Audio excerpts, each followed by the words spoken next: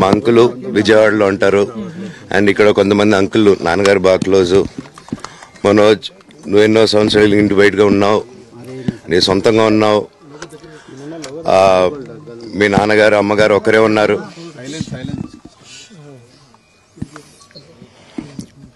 మీ నాన్నగారు అమ్మగారు ఒకరే ఉన్నారు.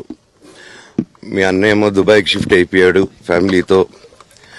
మీ వైఫ్ ప్రెగ్నెంట్గా ఉంది. తనకి తల్లిదండ్రులు లేరు. తనకి ఇప్పుడు మీ అమ్మ అవసరం ఉంది, పెద్దోళ్ళు అవసరం ఉంది. నువ్వు అక్కడే ఎలా చూసుకుంటావు అంటే, నాకు ఆ రోజు మా భార్య కూడా ఒకసారి వాళ్ళు అన్నీ చెప్తున్నారు కదా, ఎందుకండి ఒకసారి వినండి అంటే, సరేమ్మా నీకోసం వస్తాను అని చెప్పి మళ్ళీ తిరిగి రావడం జరిగింది.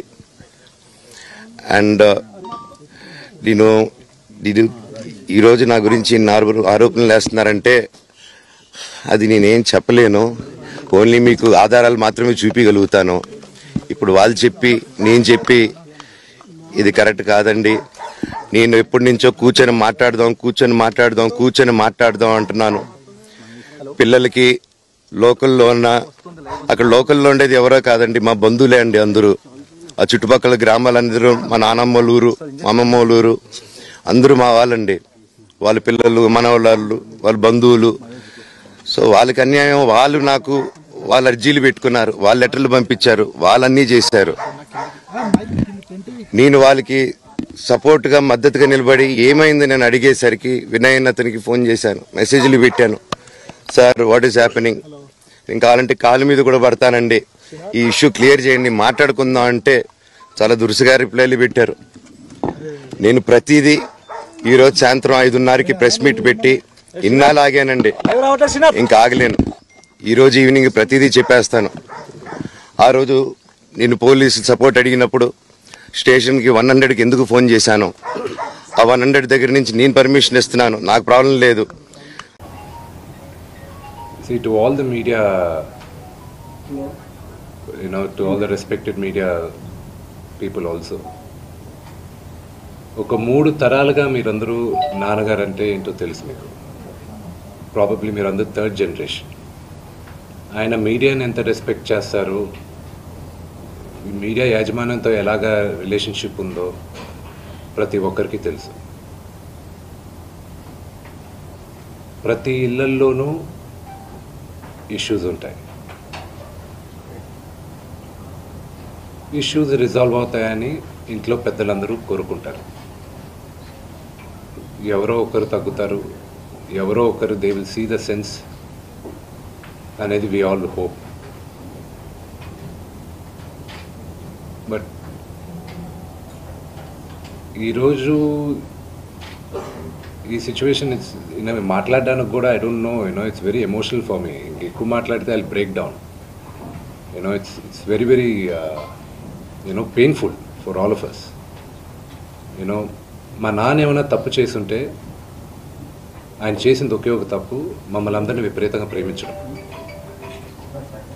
ప్రతి ఒక్కరికి అది తెలుసు. ఇండస్ట్రీలో ఉన్నామనుకో, మా కుటుంబం, ఫిల్మ్ ఇండస్ట్రీ మా కుటుంబం, మా ఇండస్ట్రీ వాళ్ళందరికీ తెలుసు.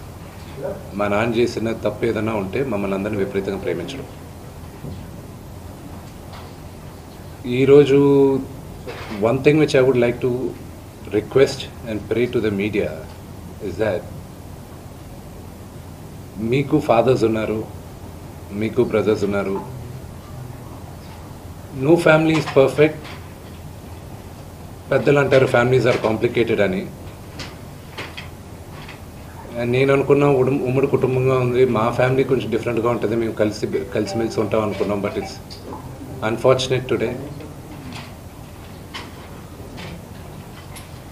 My hope still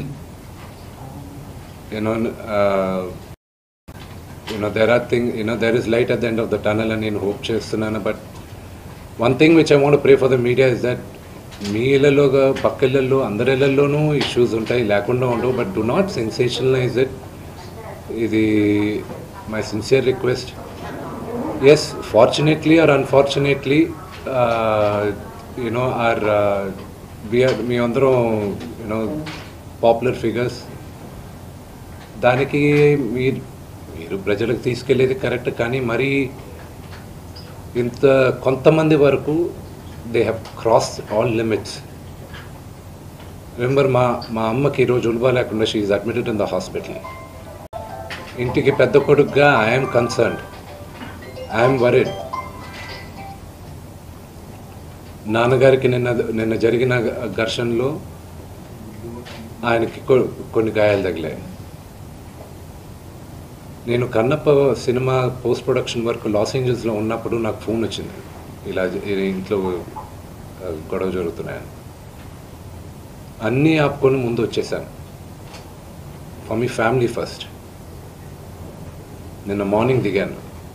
but I'm not able to understand అది ఇంత నేను లేని ఒక 4 రోజుల్లో how did this escalate so much అని. But I hope there is some respite at the end of it. But I also request the media, మీ అందరిని కూడా నేను నా విన్నపం ఏంటంటే, మీకు ఫ్యామిలీస్ ఉన్నాయి, మీకు ఫాదర్స్ ఉన్నారు, everybody's got their own families. I request you to have a little bit of restraint. That's my only request. And నిన్న జరిగిన సంగతి, ఒక టీవీ రిపోర్టర్ ఆయనకి గాయాలు తగలడం, ఇట్ ఈస్ రియలీ అన్ఫార్చునేట్. ఉద్దేశపూర్వకంగా ఎవరిని హర్ట్ చేయాలని లేదు. నిన్న మీరు విజువల్స్ చూస్తే, టీవీ విజువల్స్ మీరు కానీ కరెక్ట్గా చూస్తే, గేటు పగలగొట్టుకొని తోసుకొని గేట్ ఎరగొట్టి లోపలికి వచ్చేటప్పటికి ఒక తండ్రిగా ఆయన రియాక్ట్ అయిన విధం చాలా తక్కువని నా భావన. కానీ ఆయన ముందుకొచ్చి, మీరు విజువల్స్ కరెక్ట్గా చూసుకున్నారంటే, ఆయన మీడియా వాళ్ళకి నమస్కరిస్తూ ముందుకొచ్చారు. ఆయన చేతులు జోడించి నమస్కరిస్తూ ముందుకు వస్తే, ఎవరో ఒకరు ముందుకొచ్చారు, ఏదో మొహం మీద పెట్టారు. ఆ హీట్ ఆఫ్ ద మూమెంట్లో జరిగిందే కానీ ఉద్దేశపూర్వకంగా ఒక వ్యక్తిని కొట్టాలని కానీ, ఒక వ్యక్తి పైన ఆగ్రహం చూపించాలని కానీ వ్యక్తిగతంగా లేదు. ఆయన గాయపడిన వాళ్ళ ఫ్యామిలీతో నేను టచ్లో ఉన్నాను, వాళ్ళ ఫ్యామిలీ మెంబర్తో మాట్లాడాను. వాళ్ళకి చెప్పాల్సింది మేము చెప్పాం. We're in touch with them and it is a really unfortunate incident. I wish this did not happen. ఇది జరుగుండకూడదు. It's really unfortunate. It happen. We all feel sad for it.